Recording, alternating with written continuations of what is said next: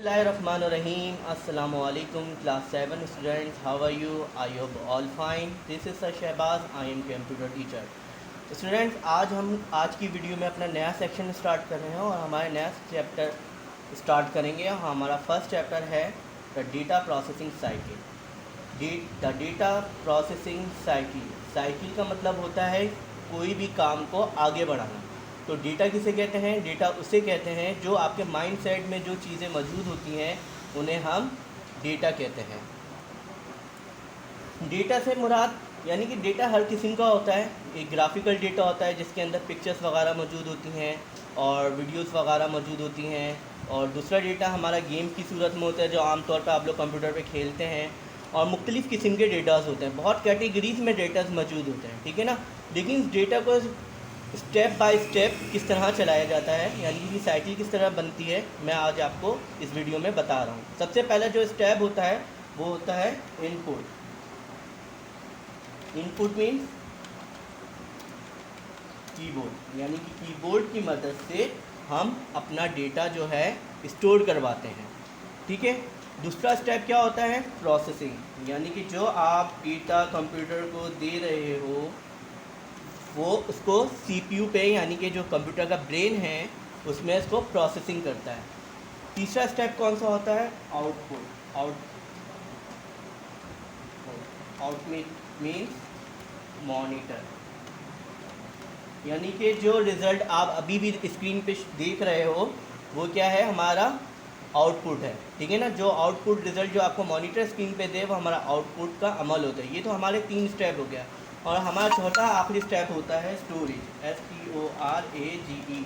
Storage means जो भी data आप बना रहे हो उसको हम आसानी से स्टोर कर सकें। तो ये हमारे एक छोटा सा कॉन्सेप्ट था द डेटा प्रोसेसिंग साइकिल का, यानी कि इस प्रोसेसिंग के तहत चलने वाली साइकिल किस तरीके से काम करते हैं। तो ये मैंने आपको कॉन्सेप्ट समझाया। अब मैं आपको इसमें वर्बली एक कॉन्सेप्ट दिखा दूँ किस तरीके से डेटा पे वर्क होता है। पहला मैं आपको स्टेप दिखा रहा हूँ कि ऑलरेडी एक मैंने डेटा बनाया हुआ है, ये देखें, ये डेटा बना हुआ है, ये स्टोर हुआ हुआ है, ठीक है मेरे पास।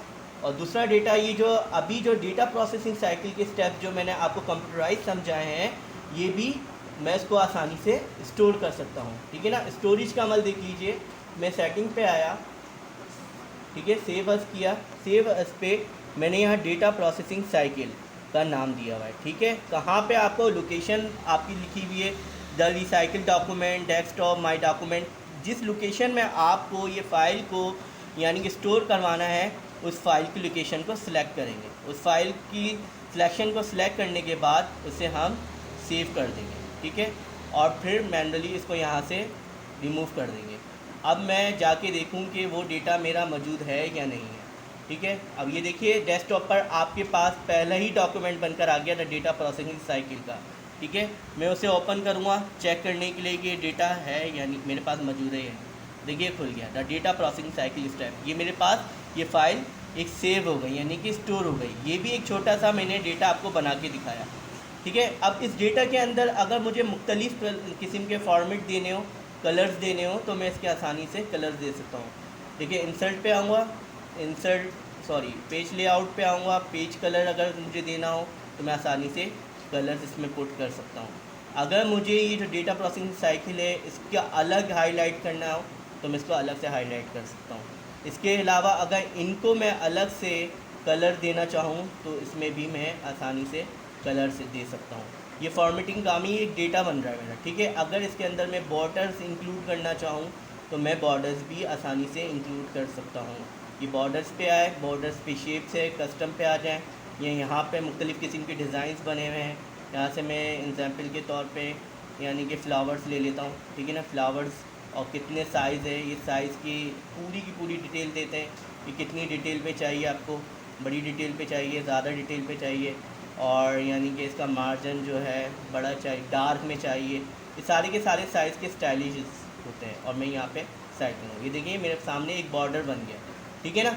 यानी कि मैंने एक डेटा प्रोसेसिंग साइकिल का एक डेटा जो है वो मैंने तैयार कर लिया और उसको दोबारा से सेव कर दिया।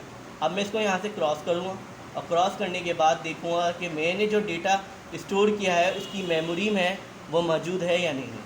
देखिए डेटा प्रोसेसिंग साइकिल खोला, जो मैंने इसके अंदर कलर्स पुट किए उसी ही पोजीशन पे वापस आ गया। तो ये है एक डेटा, यानी कि आपने एक छोटा सा डेटा बना लिया कंप्यूटर के अंदर।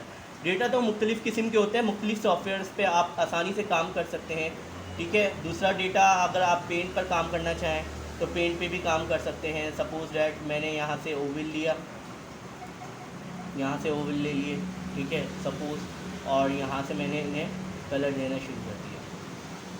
ये कलर्स मैं इनके अंदर पुट करवा,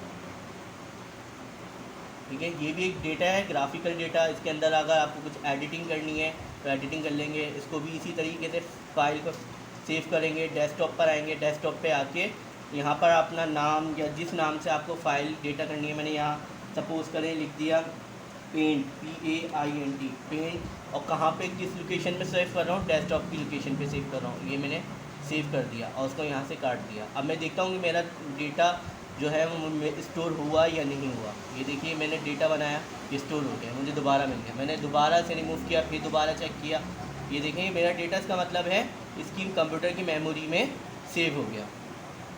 टॉपिक है computerised data, differences manual data. Computerised data किसे कहते हैं? जितना भी वर्क हम कॉन्सेप्ट जो है कंप्यूटर को देते हैं वो हमारा कंप्यूटराइज्ड डेटा होता है। और डिफरेंसेस मैनुअल डेटा कौन सा होता है? मैनुअल डेटा जो हम अपने हाथ की मदद से कॉपी पेंसिल यानी कि पेपर पे लिखें, जो भी डेटा आप बनाएं, यानी कि पेंसिल की मदद से आप पेंसिल ले लें या पेन ले लें, उसकी मदद से पेपर में जितना भी आप काम करेंगे वो हमारा मैनुअल डेटा होता है। मैं आपको एक एग्जांपल देता हूँ कंप्यूटराइज्ड डेटा की और मैनुअल डेटा की। पहले कंप्यूटराइज्ड डेटा की एक एग्जांपल सुन लीजिए। आप बड़े बड़े यूटिलिटी स्टोर्स तो जाते ही होंगे कि वहाँ पर आप कोई एक मशहूर यूटिलिटी स्टोर का नाम ले लेते हैं, जैसे कि इम्तियाज़ सुपर मार्केट। इम्तियाज़ सुपर मार्केट आप जाते हैं और वहाँ से आप मुख्तलिफ़ किस्म की शॉपिंग्स करते हैं, कोई भी प्रोडक्ट वगैरह ख़रीदते हैं। जब आप ख़रीद लेते हैं तो आप वो तमाम चीज़ें जो हैं वो आप कैशियर के पास लेके जाते हैं। कैशियर के पास एक सिस्टम मौजूद होता है कंप्यूटराइज, ठीक है। उसके पास एक बार कोड होता है और बार कोड की मदद से वो आपके जितने प्रोडक्ट्स होता है उसे स्कैन करता है।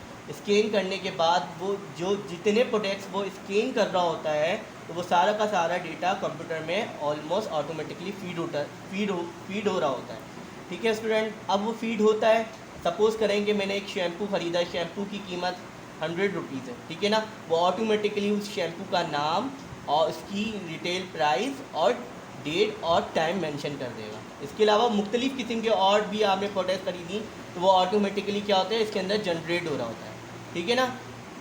और मैनुअल डेटा में क्या होता है? मैनुअल डेटा में एक आपके पास एक रसीद बुक होती है, आप लोगों को पता है ऑलरेडी। रसीद बुक होती है, इसमें उनकी कंपनी का नाम या शॉप का नाम होता है। उसमें वो पेन से क्या करता है कि आपका वो नाम लिखेगा, फिर उसके बाद उस प्रोडक्ट का नाम लिखेगा और उसके प्राइस लिखता चला जाएगा, उसका टोटल करके आपको दे देगा, ठीक है। लेकिन इसको स्टोर कैसे किया जाता है कि उसके ऊपर नीचे वो एक कार्बन रखेगा और उसके नीचे एक पेज होगा। जब वो ऊपर से पेपर की मदद से लिखेगा तो वो ऑलमोस्ट क्या हो जाएगा, नीचे प्रिंट हो जाएगा। लेकिन कंप्यूटर में ऐसा सिस्टम नहीं है। कंप्यूटर के अंदर जितने भी प्रोडक्ट्स होते हैं, हमारे जितने भी प्रोडक्ट्स जो होते हैं वो कंप्यूटराइज जो कि कंप्यूटर के अंदर स्टोर हो रहे होते हैं वो एक बार कोड की मदद से होते हैं, ठीक है ना। बार कोड की मदद से आप जितने भी प्रोडक्ट होते हैं वो ऑटोमेटिकली उसके प्राइस, रिटेल प्राइस कंप्यूटर के अंदर आ जाते हैं। वो सारा का सारा डेटा हमारा कंप्यूटर के अंदर स्टोर होता है। आप देखते हैं कि हमारे जो स्टोर्स होते हैं वहाँ पर कई लोग आते हैं शॉपिंग करने के लिए, तो वो सारा का सारा डेटा आसानी से इसके अंदर आसानी से स्टोर होता है।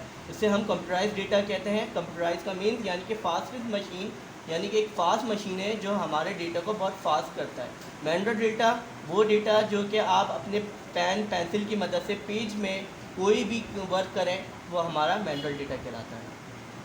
दूसरा डिफरेंस क्या है स्टूडेंट्स? कंप्यूटराइज डेटा में कोई भी एरर नहीं आता, ठीक है ना। कंप्यूटर एक्चुअल जो डेटा कंप्यूटर को फीड करवाया जाता है वही डेटा कंप्यूटर के अंदर आता है। ऐसा नहीं है कि आपने जो यानी कि शैम्पू बाय किया है और वो सोप की सूरत में प्राइस दे रहा हो, कभी ऐसा नहीं होता। जो प्रोडक्ट उसको कंप्यूटर को बताई जा रही होती है वो एग्जिट उसी लोकेशन पर यानी कि स्टोर कर रहा होता है जहाँ पर उसको स्टोर करना होता है।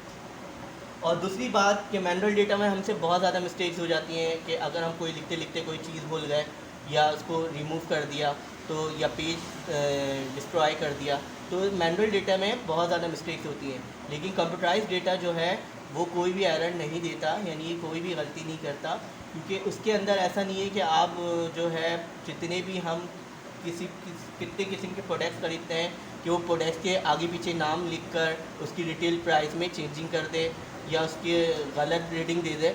तो ऐसा नहीं होता। जो आप डेटा कंप्यूटर के अंदर फीड करवाते हो वो एग्जैक्ट लोकेशन पर वही डेटा फीड करता है।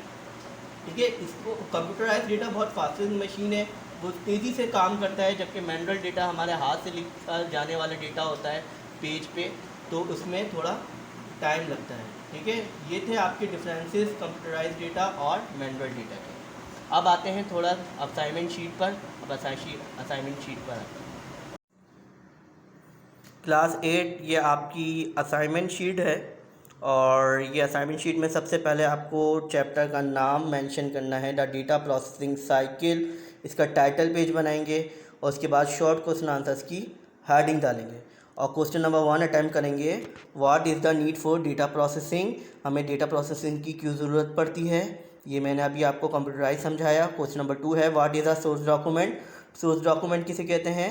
सोर्स डॉक्यूमेंट वो होते हैं जो कंप्यूटर के अंदर रिकॉर्ड करवाया जाता है, इसको स्टोर करवाया जाता है, उसे सोर्स डॉक्यूमेंट कहते हैं। क्वेश्चन नंबर 3 है डिफाइन डेटा कम्युनिकेशन, यानी कि हमें वजाहत करनी है डेटा कम्युनिकेशन की।